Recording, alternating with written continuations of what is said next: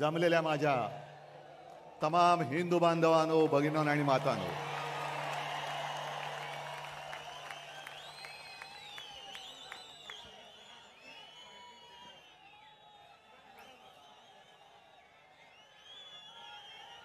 सर्वप्रथम आपल्याला सर्वांना दसऱ्याच्या शुभेच्छा देतोय। आज शस्त्रपूजन आणि सरस्वती पूजन करत असतो आपण।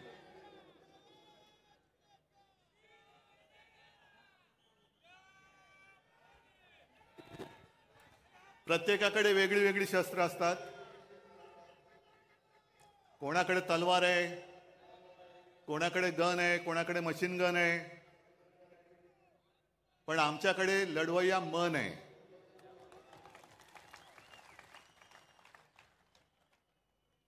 आणि गेल्या अनेक वर्षाच्या परंपरेप्रमाणे आज ठाकरे कुटुंबियांनी सुद्धा जी शस्त्रपूजा केली, त्या पूजेमध्ये बाकी शस्त्र तर आहेत, पण विशेष म्हणजे शिवसेना प्रमुखांचा कुंचला, ज्यांनी फटकारे मारले आणि आपल्या मनगटामध्ये एक चेतना पेटवली, तेच आपलं शस्त्र, त्याची पहिली पूजा केली। आणि नंतर मी आता तुमच्या सगळ्यांची पूजा करतोय, कारण तुम्ही सुद्धा माझी शस्त्र आहात। ही लढाई काही साधी सोपी नाहीये।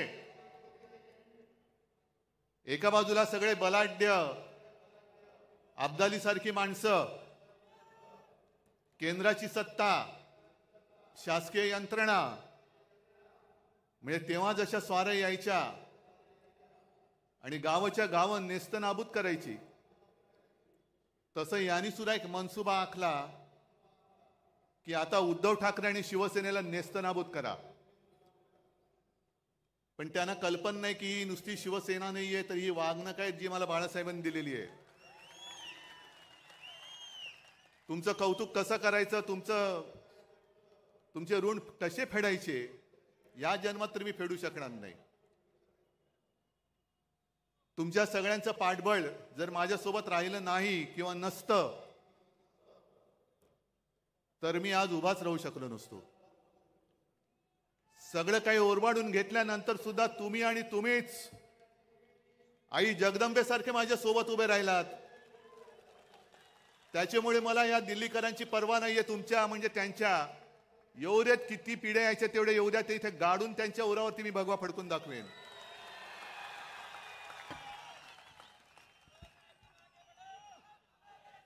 मजल दर मजल करत चाललेलो आहोत। 56 वर्ष, 57 वर्ष, मी तर म्हणेन दरवर्षी शिवसेनेला नवीन अंकुर फुटतायत। आणि आज हे भगवे जे आहेत, हे भगवे मशाली झालेले आहेत त्यांच्या। इथला प्रत्येक शिवसैनिक आजपासून शिवसेना प्रमुखांची, बाळासाहेबांची मशाल बनवून या भ्रष्टाचारी सरकारला चूड लावल्याशिवाय राहणार नाही।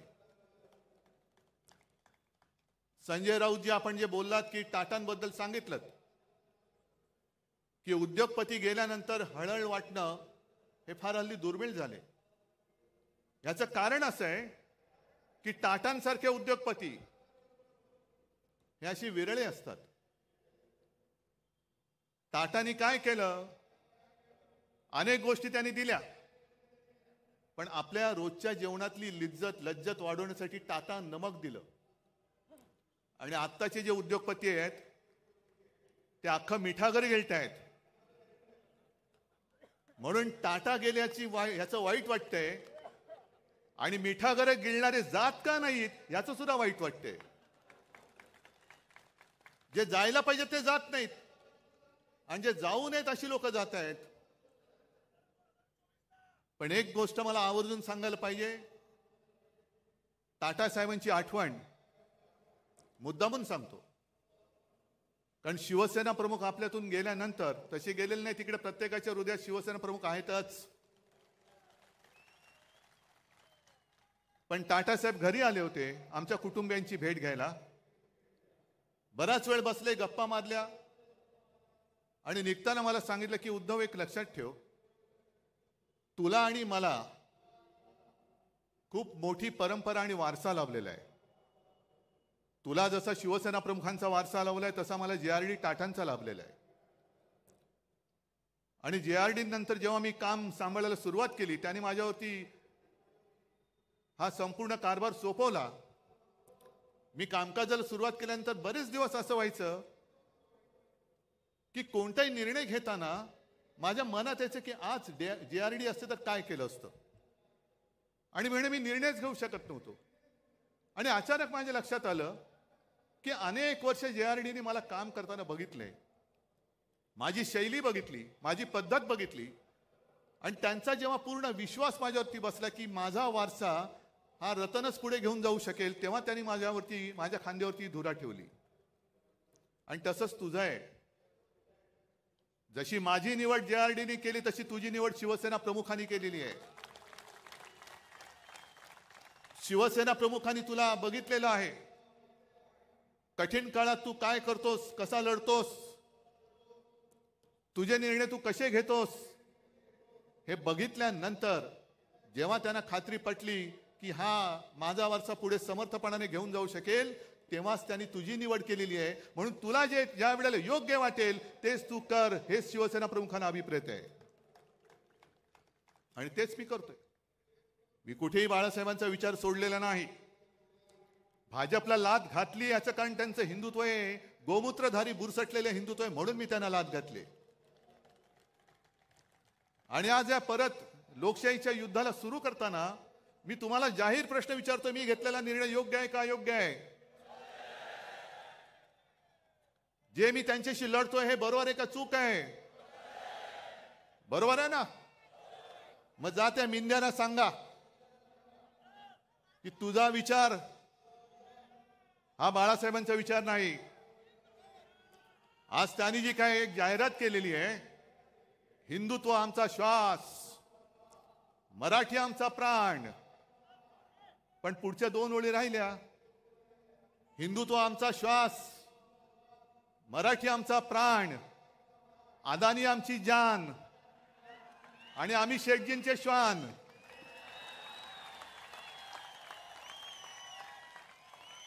हे शेपूट हलवणार एक, मी कुत्र्यांचा अपमान अजिबात करू इच्छित नाही, कारण कालच आपण पाहिलं टाटांचा सुद्धा आवडता कुत्रा, तसा मी सुद्धा कुत्र्यावरती प्रेम करतो. मी श्वानप्रेमी आहे.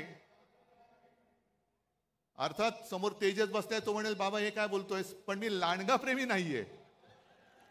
लांडग्यावरती प्रेम करणारं एवढं औदार्य माझं नाहीये. हे लांडगेत वाघाचं कातड पांघरण्याचा प्रयत्न करतायत, काय काय उघडं पडते त्यांना माहिती नाहीये, पण चाललंय आपलं. एक लक्षात घ्या की आजची लढाई आपण लढायला जातो आहोत, हे महाभारत आहे. जसं कौरव माजले होते आणि अधर्माच्या बाजूने उभे राहिले होते, 100 होते, पांडव 5 होते.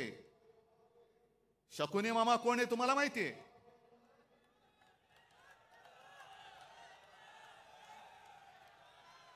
पण कौरवांची जी मस्ती होती की तुम्हाला आम्ही सुईच्या अग्रावर मावेल एवढी सुद्धा जमीन देणार नाही, तीच वृत्ती या भाजपची आहे. या देशात दुसरा कोणताही पक्ष शिल्लक राहता कामा नये, फक्त आणि फक्त भाजप राहिला पाहिजे. मग सुईच्या अग्रावर जमीन जरी मावली नाही तरी सुईची अग्र तुमच्या कुठे टोचेल. आणि आता तलवारी आहेत, तुम्ही आम्हाला संपवायला निघालात, किती मस्ती करणार? ज्यांनी तुम्हाला संकट काळामध्ये साथ दिली, मी काल परवाकडे बोललो की पाप आमचं आहे की महाराष्ट्रामध्ये यांना कोणी विचारत नव्हतं, तेव्हा आम्ही यांना खांद्यावरती घेऊन पूर्ण महाराष्ट्र फिरवला. आज सुद्धा आमची इच्छा आहे की भाजपला आम्हाला राजकारणामध्ये खांदा द्यायचा आहे. ही वृत्ती संपवावीच लागेल. मी आणि फक्त मीच, दुसरं कोणी नाही, हे नाही चालणार. पण महाभारत मी एवढ्यासाठी म्हणालो की जशी परिस्थिती अर्जुनाची झाली होती, अरे मी कोणाशी लढू? माझे सगळे आप्तसोके माझ्या समोर आहेत, शस्त्र घेऊन उभे राहिलेले आहेत. ज्यांना मी घरातलं माझं मानलं, ज्यांना मी मोठं केलं, तीच नालायक माणसं आज माझ्यासमोर माझ्यावरती वार करायला चालून येत आहेत. मी कसा लढू? आणि म्हणून कृष्णाला अर्जुनाला गीता सांगावी लागली की शेवटी आपलं कोणी नसतं. आपल्या समोर जो उभा राहत होता आपला शत्रू, आणि आपल्या सोबत राहत होता आपला मित्र. शत्रू समोर उभा आहे, त्याच्याकडे न बघू नकोस, त्याला पहिला तुला ठेचलाच पाहिजे, ठेचावाच लागेल. आणि हीच शिकवण आम्हाला छत्रपती शिवाजी महाराजांनी दिली. म्हणजे माझे आजोबा प्रबोधनकार जे नेहमी सांगायचे की कृष्णाने गीता सांगितल्या अर्जुनाला, कारण अर्जुन गर्भगळीत झाला, कसा लढू? मग तेव्हा कृष्णाला त्याला बळ द्यावं लागलं आणि मग अर्जुन उभा राहिला. कृष्णाने गीता सांगितल्या अर्जुनाला, पण अंमलात आणली ती आमच्या छत्रपती शिवाजी महाराजांनी. महाराजांच्या सुद्धा अंगावरती सगळे आप्तस्वकीयच आले होते, आपलीच लोक आली होती, पण महाराजांनी बघितलं नाही हा कोण आहे. जो स्वराज्यावरती चालून येतो तो माझा शत्रू, त्याचा शिरच्छेद केलाच पाहिजे. तशीच ही लोक ही आज आपल्या अंगावरती चालून येत आहेत. यांचा राजकारणामध्ये शिरच्छेद केलाच पाहिजे, करावाच लागेल. आणि एवढं मोठं दैवत आपलं छत्रपती शिवाजी महाराज, हे भाजप आणि मोदींना वाटतंय हे मतं मिळवणारे मशीन आहे. मशीन नाही, ते आमचं दैवत आहे. अरे आपण जय श्रीराम बोलतो, पण पुराणामध्ये प्रभू रामचंद्र होऊन गेले. आज सुद्धा आपण दसरा, श्रीरामाने रावणाचा वध केला म्हणून आपण तो पाळतो. किती त्यांनी राक्षस मारले, किती दैत्य मारले. त्यांच्याबरोबर प्रभू रामचंद्राबरोबर वानर सेना होती, आणि आपण त्यांना देव मानतोच, आम्ही जय श्रीराम बोलतोच. पण मग आमचे छत्रपती शिवाजी महाराज कोण होते? फार पूर्वी नाही, छत्रपती शिवाजी महाराजांनी सुद्धा त्यावेळेला जे आले होते स्वराज्यावरती चालून, त्यांचा वध केला नसता तर आपण आज नसतोच. आपलं काय झालं असतं कोणालाच माहिती नाहीये. मग जसे प्रभू रामचंद्रांनी तेव्हा दैत्य मारले, राक्षस मारले, तसेच माझ्या शिवाजी महाराजांनी सुद्धा दैत्यच मारले, राक्षस मारले. अफजल खान सुद्धा राक्षसच होता. आणि ज्याप्रमाणे भाजप केवळ मतांसाठी छत्रपती शिवाजी महाराजांचा पुतळा उभारला म्हणजे मतं मिळवलीत, पण नालायकानो तुम्ही पुतळा उभारण्यामध्ये सुद्धा पैसा खाल्लात. 8 महिन्याच्या आत तो पुतळा कोसळून पडतो आणि आम्ही त्याच्याहून मोठा पुतळा बांधू. म्हणजे काय? पुन्हा कॉन्ट्रॅक्टरच्या खिशामध्ये आम्ही पैसे घालू. आम्ही महाराजांचे पुतळे नुसते नाही उभारत, त्याची पूजा करतो. आणि आज मी तुम्हाला वचन देतोय, आपलं सरकार आल्यानंतर प्रत्येक जिल्ह्यामध्ये मी छत्रपती शिवाजी महाराजांचं मंदिर बांधल्याशिवाय राहणार नाही. ते आमचं दैवत आहे. होय, आम्ही आमच्या देवारामध्ये सुद्धा छत्रपती शिवरायाची पूजा करणार. जसं आम्ही जय श्रीराम म्हणतो, तसं आम्ही जय शिवराय सुद्धा त्याच किंवा त्याहून मोठ्या आवाजामध्ये म्हणणार. जय शिवराय, जय शिवराय हा माझ्या महाराष्ट्राचा मंत्र आहे. आणि माझी तर अशी इच्छा आहे, छत्रपती शिवाजी महाराजांनी संपूर्ण देशात पहिला प्रथम आरमार उभं केलं, म्हणून मग ते आयने शिवाजी वगैरे सगळं ते आलं. महाराष्ट्रामध्ये प्रत्येक जिल्ह्यात तर मी मंदिर उभारीनाच, पण आपल्या देशामध्ये सगळ्या राज्यामध्ये छत्रपती शिवाजी महाराजांचं मंदिर उभारलं गेलं पाहिजे. प्रत्येक राज्यामध्ये उभारलं गेलं पाहिजे. आणि मंदिर केवळ मंत्रोच्चारासाठी नाही, तर त्यांच्या आयुष्यातले जे काही प्रसंग आहेत, ज्याला पुरावे आहेत, हे सगळे प्रसंग त्या मंदिरात आणि मंदिराच्या आजूबाजूला शिवचरित्राच्या निमित्ताने किंवा त्या दृष्टीने हे कोरले जातील किंवा दाखवले जातील. नाहीतर छत्रपती शिवाजी महाराजांची जयंती आली, राज्याभिषेक दिन आला की पुतळा साफसूफ करायचा, त्याला हार घालायचा, छत्रपती शिवाजी महाराज की जय बोलायचं. हे एवढ्या पुरतं आमचं दैवत नाही. आमचं दैवत खूप मोठं आहे.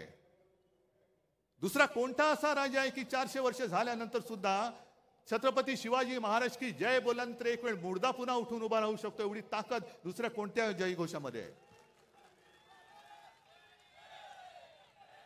मोदीजी, तुम्हाला आणि तुमच्या मिंद्या सरकारला शिवाजी महाराज म्हणजे नुसतं मत मिळवण्याचं यंत्र वाटत असेल तर त्याचं यंत्र नाहीये, ते म्हणजे काही ईव्हीएम नाहीये.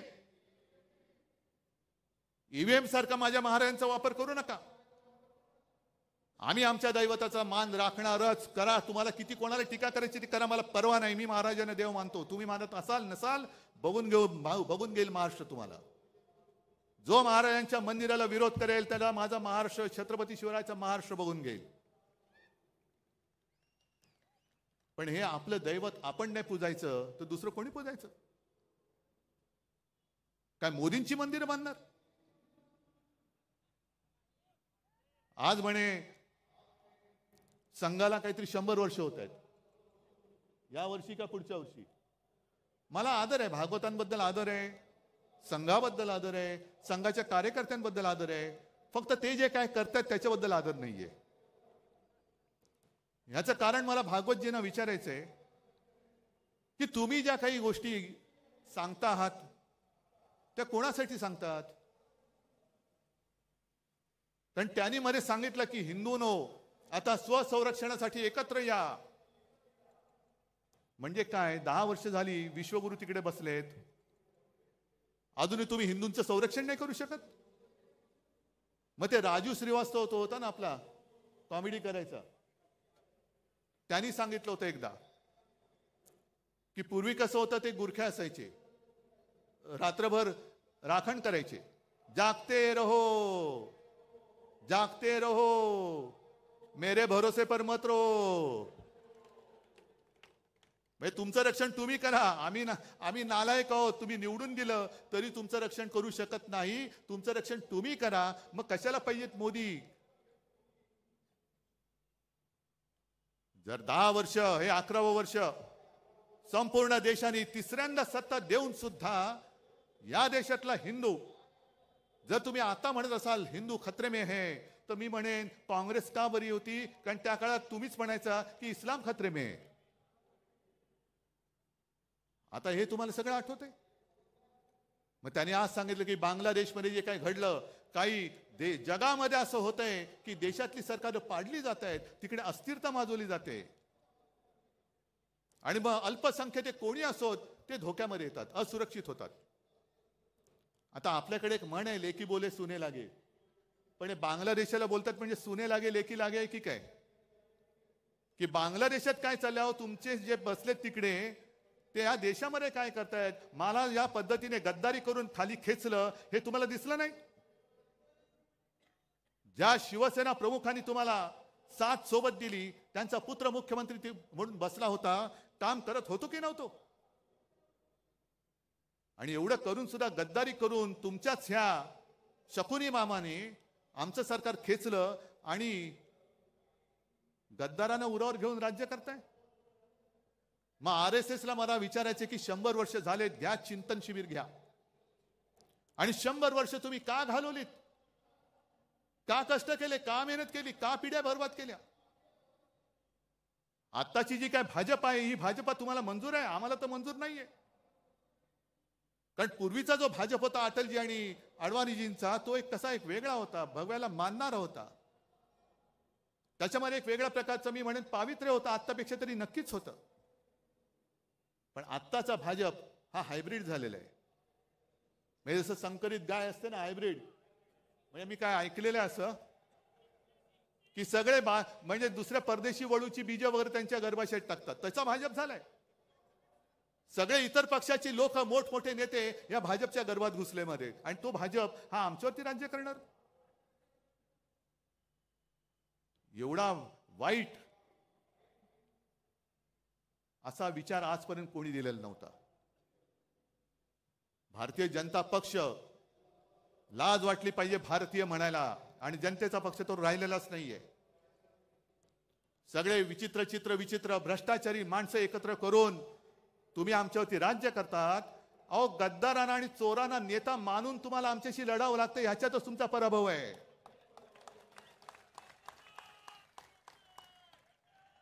चोरांना डोक्यावर बसवत आहे, गद्दारांना डोक्यावर बसवत आहे आणि किती खाताय, किती भ्रष्टाचार करताय. बरं, हिंदुत्व हिंदुत्व म्हणजे नेमकं आहे तरी काय? मी हा प्रश्न तुम्हाला प्रत्येक दसरा मेळाव्यामध्ये विचारणार आहे. मरे गाईला राज्यमातेचा दर्जा दिला, चांगली गोष्ट आहे. एक देशी प्रजाती म्हणून गाई वाचवलीच पाहिजे. आपली जी देशी गाय आहे ती एक प्राणी म्हणून, प्रजाती म्हणून ती वाचवलीच पाहिजे. पण मला आता प्रश्न असा पडलाय की गाय ही राज्यमाता झाली असेल, मराठी अभिजात भाषा झाली, मग राज्याची राज्यभाषा कोणती? कारण राज्यमाता गाय. मग गायीचं हंबरणं ही आपली राज्यभाषा होणार का? आणि गायीचं हंबरणं ही जर का राज्यभाषा असेल तर कवळ्या कवळ्या मुलींवरती जे काय अत्याचार होत आहेत ते तो हंबरडा तुमच्या कानावरती का पडत नाही? हा माझा पुढचा प्रश्न आहे. महिलांवरती जे अत्याचार होत आहेत, गोरगरीब जे त्रासलेले आहेत, हा हंबरडा हा तुमच्या कानावरती जात नसेल तर कशाला गाईला राज्यमाता मानताय? पहिला आईला वाचवा, मग गाईला वाचवा, हे आमचं हिंदुत्व आहे. पण केवळ महागाई तुम्ही रोखू शकत नाही म्हणून गाईच्या आड लपणार असाल तर तुमचा हा भाकटपणा आम्हाला मंजूर नाहीये. काय अशी लोक एकदम मध्ये सुपटतात, गोरक्षक. गेल्या काही दिवसांपूर्वी मला वाटतं हरियाणा का कुठल्या एका राज्यात एका 22-23 वर्षाच्या कवळ्या मुलाचा पाठलाग करून गोळ्या घालून खून केला. का? तो कवळा मुलगा त्याच्या मित्रांसोबत फिरायला रात्री फिरत होता. हे तथाकथित गोरक्षक यांनी त्यांचा पाठलाग केला. त्याला काय वाटलं, त्यांनी पण गाडी पळवली, ह्यांनी पण गाडी पळवली. मग ती गाडी अडवली गेली आणि उतरून त्याला खाड गोळ्या घालून त्याला मारला. याचं कारण संशय असा होता की तो गाडीतून गोमांस घेऊन जातोय, गोमांसाची तस्करी करतोय. निघाला कोण? आर्यन मिश्रा. काय कुठे बातमी आली दुसऱ्या दिवशी? नाही, कारण मारला गेला हिंदू. पण हाच जर का आर्यन खान असता, आणखीन कोणतरी आर्यन शेख असता तर काय आगडो मुसळला असता. हिंदुत्व खतरे में, हिंदुत्व खतरे में. जर गोमांसाची तस्करी केली म्हणून तुम्ही आर्यन मिश्राला मारला असाल तर मग किरण रिजिजू जे बोलले स्वतः की मी गोमांस खातो, बीफ खातो, काय माझं वाकडं करायचं तर करा, काय केलं का त्यांना काय तुम्ही करत नाही, गोळ्या घाला, असं माझं म्हणणं नाहीये. पण हा दुतोंडीपणा का करतात? कवळी कवळी मुलं तुम्ही मारतात, गोळ्या घालून मारता, आणि जे बीफ खातो तुम्हाला काय उखडायचं ते उखडा म्हणणार आहे त्यांना मोदीजी तुम्ही तुमच्या कॅबिनेटमध्ये बाजूला मांडी लावून बसवता. हे हिंदुत्व मला मान्य नाही, हे थोतांड मला मान्य नाहीये. आणि म्हणून मी लढतो यात बेगडे हिंदुत्ववाद्यांशी. नव हिंदुत्ववादी जे म्हणतात बेगडे हिंदुत्ववादी, म्हणून मी लढतोय त्यांच्याशी. एक तर संपूर्णपणे तुम्ही देशाची विल्हेवाट लावलेली आहात. हिंदू मुसलमान असा तर झगडा लावलेलाच आहात. हिंदूंमध्ये पुन्हा भेदभाव करतायत.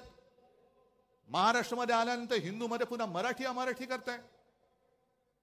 मराठी माणसामध्ये पुन्हा जातीपातीमध्ये भांडणं लावतायत. याला आरक्षण देऊ, त्याला आरक्षण देऊ. अहो, तुमच्यात जर का धमक असेल तर आजपर्यंत तुम्ही आरक्षण देऊन दाखवायला पाहिजे होतं. मग ते मराठ्यांचं आरक्षण असेल, धनगरांचं आरक्षण असेल, ओबीसींचं आरक्षण कायम ठेवण्याचा प्रश्न असेल, आदिवासींचं आरक्षण कायम ठेवण्याचा प्रश्न असेल, हे आजपर्यंत तुम्ही करून का दाखवलं नाहीत?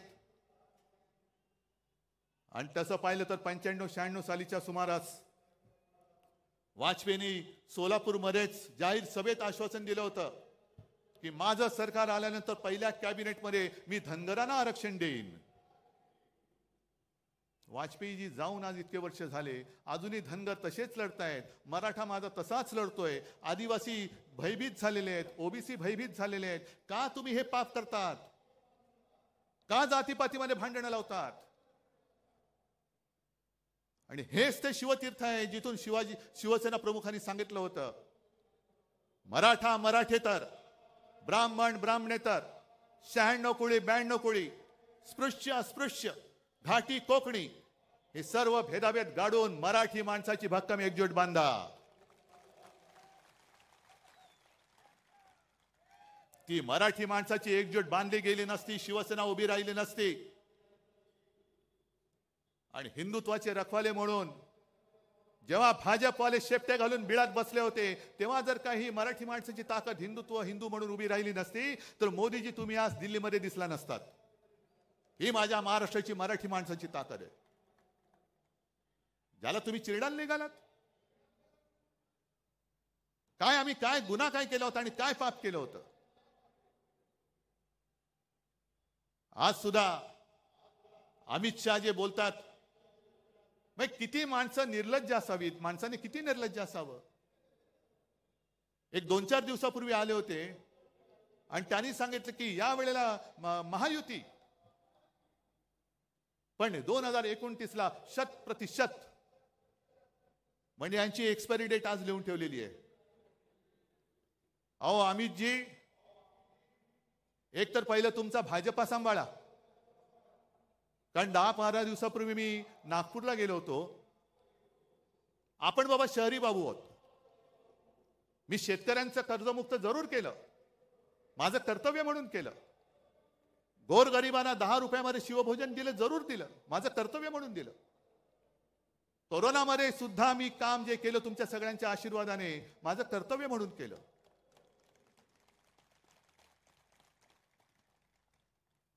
पण नागपूरला मी गेलो, मी तुम्हाला का म्हटलं की मी शहरी बाबू आहेच, मला शेतीतलं कळत नाही, पण शेतकऱ्याचे अश्रू मला दिसतात जे तुम्हाला दिसत नाहीत. नागपूरमध्ये गेल्यानंतर मला तिथल्या लोकांनी सांगितलं की उद्धवजी हालत फार वाईट आहे. सोयाबीनला भाव नाही, कापसाला भाव नाही, गेल्या वर्षीचा पीक विमा अजून मिळालेला नाहीये, बँका कर्ज देत नाहीयेत आणि त्याच्यामध्ये काय काय वेळेला नैसर्गिक आपत्ती येते. संत्र्यावरती म्हणतो एक डिंक्या रोग येतो. म्हटलं डिंक्या रोग म्हणजे काय? नाही, तो खोडावरती येतो किडा, खोड किडा, आणि तो खोड पकडून टाकतो. आणि दुसरा गुलाबा आपलं कापसावरती येतो, कापसाच्या बोंडावरती येते ती गुलाबी अळी. आता ती अळी जॅकेट घालते की नाही मला माहित नाही, पण तिला गुलाबी बोंड अळी असं म्हणतात. अमित शहाजी, तुमच्या भाजपच्या झाडाला दाढीवाला खोडकिडा लागलाय आणि तुमच्या बोंडावरती गुलाबी जॅकेटवाली अळी पडली, ती बघा.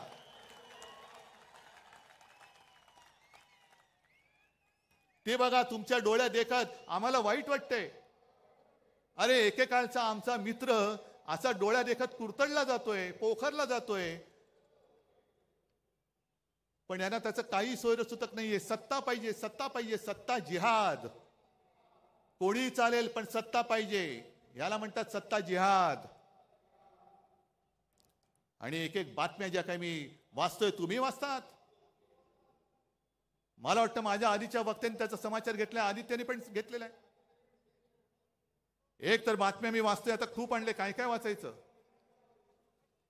हे बघा, 225 कोटींच्या थकीत देण्यांमुळे पालिकेचा मोडला आर्थिक कणा. हे कुठला भिवंडी पाणी वीज बिल थकले, कर्मचारी ठेकेदारांची देणी तुंबली, म्हणजे भिवंडीची कथा. आणि बाजूला बातमी, नव्या मुंबई विमानतळावरती सुखोई विमान उतरले. ते सुखोई नव्हतं, दुसरं होतं. म्हणजे हा सगळा जो काही धूळफेकीचा कारभार चाललेला आहे, त्याच्यानंतर हे दुसरं आहे.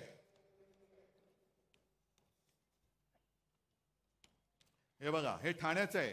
हजारो कोटींची खैरात करूनही ठाणे पालिकेची झोळी फाटकी. कोणाच्या खिशात गेले पैसे? मिंद्याच्या. त्याच्यानंतर आपल्याला या गोष्टी कळत नाही.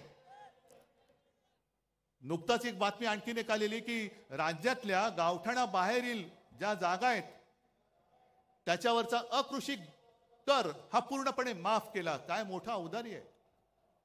अहो पण मुळामध्ये गावठाणामध्ये अकृषी कर नव्हताच. गावठाणा शब्द वापरल्यामुळे आपल्याला असं वाटतं कुठेतरी खेडोपाडी हा कर होता आणि तो रद्द केला. तसा नाही, हा कर रद्द झाला तो आपल्या शहरांमधला झालेला आहे. शहरामधला कर, इकडे मोठमोठे उभे राहतात टॉवर्स, हे कोण बांधतंय? हजारो कोटींचा महसूल बुडवून तुम्ही तुमच्या मित्रांसाठी हा कृषी कर रद्द केलेला आहात. थोडे दिवस थांबा जरा, 1-2 महिने थांबा, आमचं सरकार येतंय.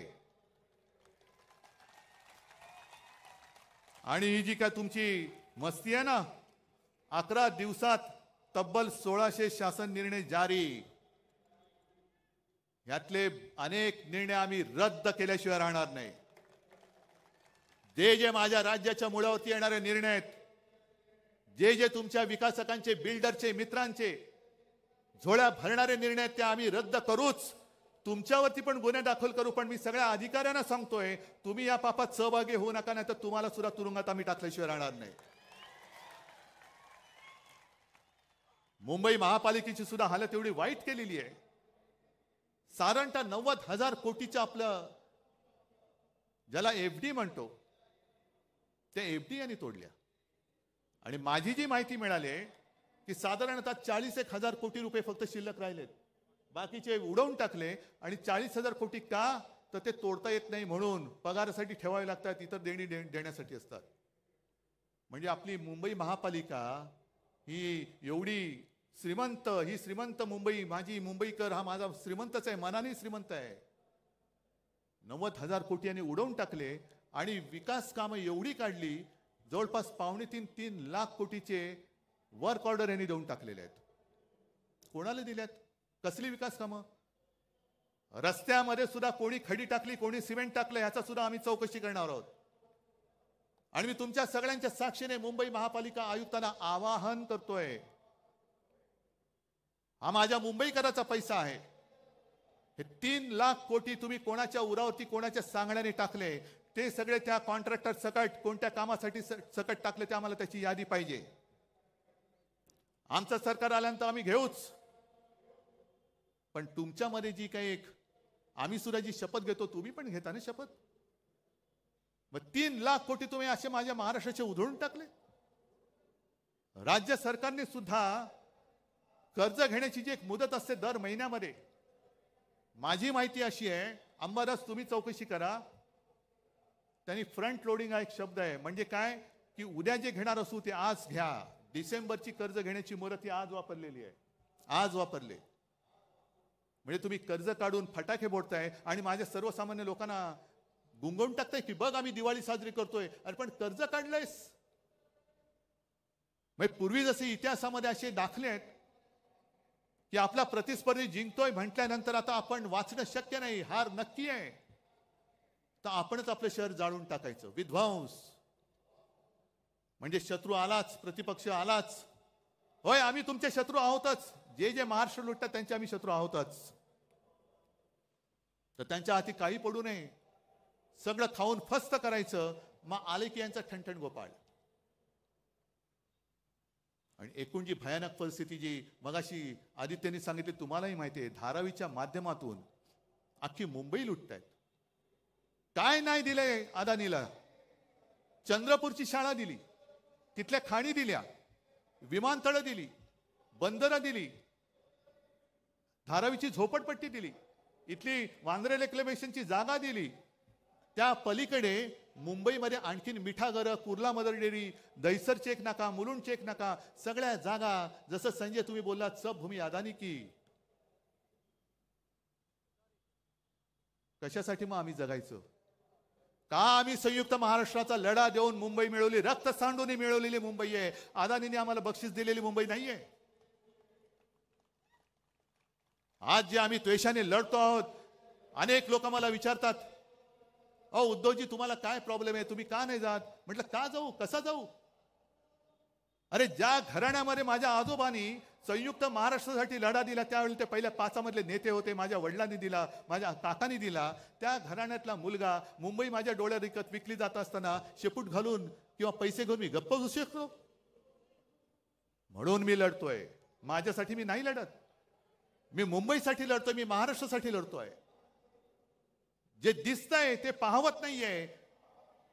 आणि सगळेच त्यांना सामील होणार असतील तरी देखील मी लढेन. जोपर्यंत तुम्ही माझ्या सोबत आहात तोपर्यंत मी लढेन. आणि मोदीजी तुम्ही जे बोलला होतात लोकसभेच्या वेळेला, जे फेक नॅरेटिव्ह सांगत होतात, पण तुम्ही जे बोलला होता ते रेकॉर्ड आहे की ये लोग आपका मंगलसूत्र खींच लेंगे, ये आपके घर की टोटी निकालेंगे. घरातले नळ काढणार, मंगळसूत्र काढणार आणि कोणाला देणार? जिनके ज्यादा बच्चे हैं उनको आपका मंगळसूत्र दे देंगे. मग मी त्याच भाजपला आणि मिंध्यांना विचारतोय, मग तुम्ही काय संपूर्ण महाराष्ट्र लुटून माझ्या महाराष्ट्रातल्या महिलांचं मंगळसूत्र अदानीला देणार आहात, की अदानीचं मंगळसूत्र माझ्या महाराष्ट्राच्या गळ्यात बांधणार आहात? आम्ही अदानीचं मंगळसूत्र बांधणार नाही. अदानीच्या हातात मी माझ्या माता भगिनीचं मंगळसूत्र अजिबात देणार नाही. अदानी कोणी माझे शत्रू नाहीयेत, पण निविदेच्या बाहेरचे अनियमित मुद्दे आता त्याच्यामध्ये टाकून अदानींच्या हातामध्ये सगळा महाराष्ट्र आणि मुंबई देणार असाल तर आमचं सरकार आल्यानंतर आम्ही पहिलं धारावीचं टेंडर रद्द केल्याशिवाय राहणार नाही. आज मी जाहीर करून टाकतो. धारावीकरांना हाकलून द्यायचं, धारावीकरांना उचलून मिठागरात टाकायचं, लांब लांब फेकून द्यायचं. मग आमचं सरकार आल्यानंतर मी धारावीमध्ये माझ्या पोलिसांना जागा देईन, गिरणी कामगारांना जागा देईन. जे मराठी माणसं तुम्ही मुंबईतनं तडीपार करताय त्या सगळ्या मराठी माणसांना मी धारावीत आणेन. आणि वांद्रे सरकारी कर्मचाऱ्यांची जी वसाहत आहे, मी मुख्यमंत्री असताना शेवटच्या कॅबिनेटमध्ये मी निर्णय घेतला होता की माझ्या सरकारी कर्मचाऱ्यांनी जिथल्या तिथे घर मी देईन. हे सरकार बदलल्यानंतर निर्णय बदलला. संपूर्ण जागा त्यांनी कोर्टाला देऊन टाकली. कोर्टाला जागा द्यायला आमची ना नाहीये. आम्ही त्यावेळेला कोर्टाला जागा देत होतो, कोर्ट सुद्धा त्याला मान्य होत होतं. पण त्या सगळ्या सरकारी कर्मचाऱ्यांना सांगतोय की घाबरू नका, सगळे एकजुटीने जर का सोबत राहिला तर हे सरकार आपण आपलं आणूच. आणि जो निर्णय मी माझ्या मंत्रिमंडळात घेतला होता की सरकारी कर्मचाऱ्यांनी जिथले तिथे घर आणि कोर्टाला सुद्धा तिकडे बाजूला जागा, ही माझं सरकार आपलं सरकार आल्यानंतर मी केल्याशिवाय राहणार नाही. का नाही करायचं हे? नाहीतर मग शेवटी कशाला नावं घ्यायची, कशाला छत्रपती शिवाजी महाराजांची मंदिरं बांधायची? मंदिर एवढ्यासाठीच बांधायचं की आता जे महिलांवरती अत्याचार चाललेले आहेत आणि हे लगेच कोण देवा भाऊ हा भाऊ, अरे काय इतर वेळेला सगळं खाऊ. पण जसं त्या ठाण्यामध्येच ना, ठाणे जिल्हा ना, तो शिंदेला गोळी घातली, शिंदेला गोळ्या घातल्या ना, शिंदेला गोळ्या घालायलाच पाहिजे होत्या.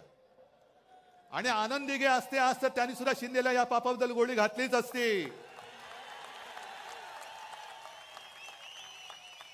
आनंद दिघेने पहिली शिंदेला गोळी घातली असती की असा हा नराधम महिलेवरती अत्याचार करतो, आईवरती वार करतो, हा नराधम जगायच्या लायकीचा नाही. म्हणून शिंदेला गोळी घातली, बरंच झालं. शिंदेला गोळी घातली याचं दुःख नाहीये, शिंदेला मारायलाच पाहिजे होता. पण शिंदेला मारल्यानंतर जसं आपल्या मराठीमध्ये म्हणतात, म्हातारी मेल्याचं दुःख नाही पण काळ सोकावतोय. शिंदेला गोळी का घातली? कारण तुमचे बाकीचे सगळे जे होते त्यांना वाचवण्यासाठी, तुम्ही पुरावा नष्ट करण्यासाठी म्हणून शिंदेला गोळी घातली असेल तर त्याचा सुद्धा उलगडा झाला पाहिजे. पण तरी देखील शिंदेला गोळी आनंद दिघेने घातलीच असती.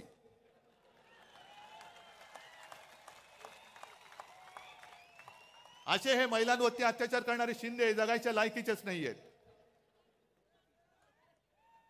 आणि एकूण सगळा जर का आपण आढावा घेतला, रोज उठून बघतोय माझा महाराष्ट्र लुटला जातोय, लुटला जातोय, लुटला जातोय.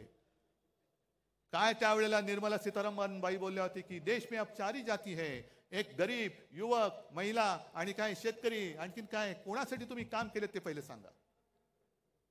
आज संपूर्ण राज्याची तिजोरी खाली केली, महापालिकेची तिजोरी खाली केली, पण एक तरी माणूस मला दाखवा तुमच्या मित्रांखेरीज की जो समाधानी आहे. आज तुम्ही समाधानी? आणि म्हणून ही निवडणूक केवळ उद्धव ठाकरेची नाहीये. जे चंद्रचूड बोलले की मला निवृत्तीनंतर इतिहासात माझी काय म्हणून दखल घेतली जाईल, चंद्रचूड साहेब अजूनही वेळ गेलेली नाही. जर तुम्हाला इतिहासामध्ये तुमचं नाव अभिमानाने घ्यावं असं वाटत असेल तर आज ती वेळ आहे. लोकशाही वाचवा, लोकशाही वाचवा, लोकशाही वाचवा. तारखा मागून तारीख आणि बाहेर भाषण देऊ नका. निर्णय घ्या, निर्णय घ्या. भाषणाने निर्णय मिळत नसतो. जे तुम्ही बाहेर बोलताय तेच तुम्ही आतमध्ये द्या. तोच निर्णय आम्हाला पाहिजे. कारण संपूर्ण देशातली लोकशाही तुमच्याकडे बघते, न्याय देवता तुमच्याकडे बघते की तुम्ही गणपती पूजनाला मोदींना बोलवलं, ठीक आहे, गणपतीची पूजा जरूर करा, पण जेव्हा न्यायदेवता म्हणेल माझ्या मंदिरात तुम्ही येता तेव्हा तुम्ही माझ्या न्यायदेवतेला अभिमान वाटेल असं जे काय आहात ते करताय की नाही. झाले नाही तर आता या 21 तारखेला काय 8 नोव्हेंबरला ते रिटायर होणार.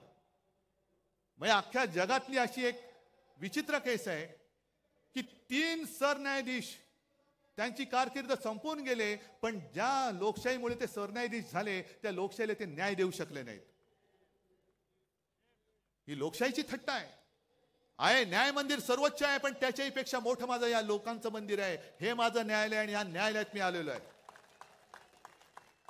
आज दार ठोकून ठोकून ठोकून आमचे हात दुखायला लागले, पण न्याय मंदिराचे दरवाजे उघडत नाही. आम्हाला न्याय देवता पावणार तरी कशी, आमचा न्याय निवाडा करणार तरी कशी.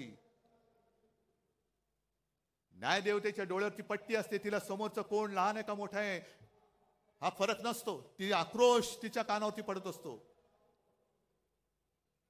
पण एखादा धृतराष्ट्रासारखा जर का तिकडे बसला आणि समोर लोकशाही रूपी द्रौपदीचं वस्त्रण होताना सुद्धा माझं पुढे काय होणार ह्याची चिंता करत असेल, तर मग मी म्हणेन तुम्ही रिटायर झाल्यानंतरच मी तुमच्याबद्दल बोलेन. कारण आता बोललो तर तुम्ही इतर वेळेला तारीख पे तारीख, पण आता काय बोललो तर मी घरी पोहोचेपर्यंत तुमचा हातोडा पडेल डोक्यामध्ये. पण ही लढाई जे मी तुम्हाला म्हटलं ही केवळ माझ्यासाठी नाही, तर महाराष्ट्राची ओळख सांगणारी लढाई, महाराष्ट्राची ओळख ठरवणारी लढाई आहे. आणि म्हणून जे महाराष्ट्राचं वर्णन आहे, हे वर्णन आपण जे म्हणतो ना, मुद्दामून मी लिहूनच आणले. मंगल देशा पवित्र देशा, राकट देशा कणखर देशा, दगडांच्या देशा नाजूक देशा, कोमल देशा फुलांच्याही देशा, अंजन कांचन करवंदीच्या काटेरी देशा, बकुल फुलांच्या प्राजक्तीच्या दळदारी देशा. ह्या दरिद्रांच्या देशा नाही, दळभद्रांच्या देशा नाही, दळदारीच्या देशा, भावभक्तीच्या देशा आणि बुद्धीच्या देशा, शाहिरांच्या देशा, करत्या मर्दांच्या देशा. हे वर्णन आपल्याला कायम ठेवायचं आहे की गद्दारांच्या, लाचारांच्या, भ्रष्टाचारांच्या देशा असं करायचंय. भ्रष्टाचार एवढा प्रचंड झालेला आहे की मध्ये मी ऐकलं की 70,000 कोटीचा भ्रष्टाचार करणारे सुद्धा लाजून बाहेर पडतायत. त्यांना सुद्धा लाज वाटायला लागली की अरे हे एवढे मोठे आहेत, माझा 70,000 कोटीचा घोटाळा काहीच नाही, यांच्यातनं बाहेर पडलेलं बरं, अशी बातमी आहे. पण हे सगळं त्यांना लख लाभो हे आपण नाही सहन करून चालणार. जीवात जीव असेपर्यंत मी माझा महाराष्ट्र लुटायला देणार नाही. शेवटचा श्वास असेपर्यंत मी माझा महाराष्ट्र मोदी शहांचा होऊ देणार नाही. हा शाहू फुले आंबेडकरांचा महाराष्ट्र मी मोदी शाह अदानींचा महाराष्ट्र होऊ देणार नाही. हा शाहू फुले आंबेडकरांचा आणि छत्रपती शिवाजी महाराजांचा महाराष्ट्र आहे, तो मोदी शहांच्या हातात मी जाऊ देणार नाही. आणि म्हणून मी एक सहज आठवण म्हणून याच व्यासपीठावरती एक शपथ घेतली होती. आहे का रे?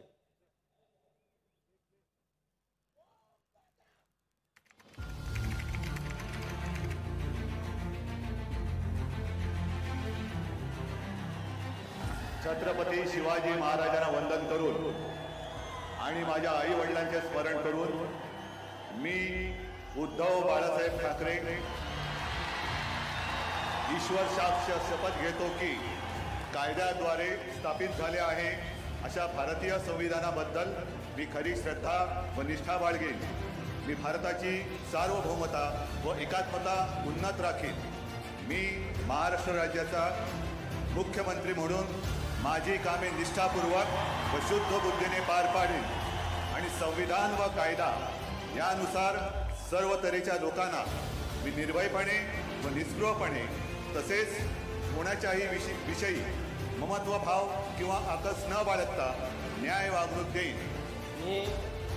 मी उद्धव बाळासाहेब ठाकरे ईश्वर साक्ष शपथ घेतो की महाराष्ट्र राज्याचा मुख्यमंत्री म्हणून माझ्या विचारार्थ आणली जाईल किंवा मला न्याय होईल अशी कोणतीही बाब असा मुख्यमंत्री म्हणून माझी कामे यथायोग्य पार पाडण्यासाठी आवश्यक असेल ते खेरीज करून एरवी मी कोणत्याही व्यक्तीला किंवा व्यक्तींना प्रत्यक्षपणे व अप्रत्यक्षपणे कळवणार नाही किंवा त्यांच्याकडे उघड करणार नाही.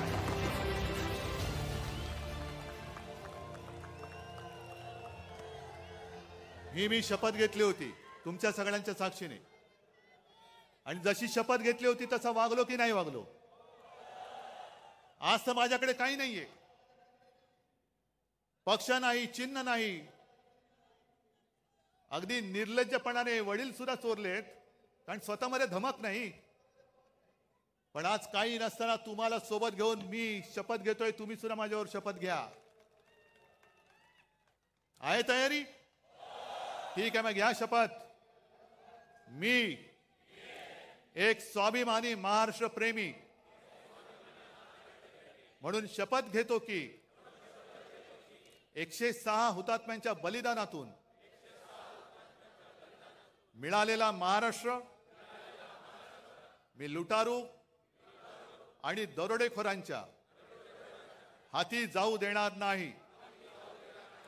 मी शपथ घेतो की छत्रपती शिवराय व हिंदू हृदय सम्राट शिवसेना प्रमुख बाळासाहेब ठाकरे यांनी मराठी माणसांची भक्कम एकजूट उभी केली, ती मी अभेद्य ठेवेन. मी शपथ घेतो की महाराष्ट्रात अंधकार घडवणाऱ्या दिल्लीतील शहायांना रोखण्यासाठी मी हिंदू हृदय सम्राट शिवसेना प्रमुख बाळासाहेब ठाकरे यांची मशाल बनून लढत राहीन. मी शपथ घेतो की हिंदू हृदय सम्राट शिवसेना प्रमुख बाळासाहेब ठाकरे यांना अभिप्रेत असलेली शिवशाही महाराष्ट्रात आणण्यासाठी मी हीच मशाल धगधगत ठेवेन. जय हिंद, जय महाराष्ट्र.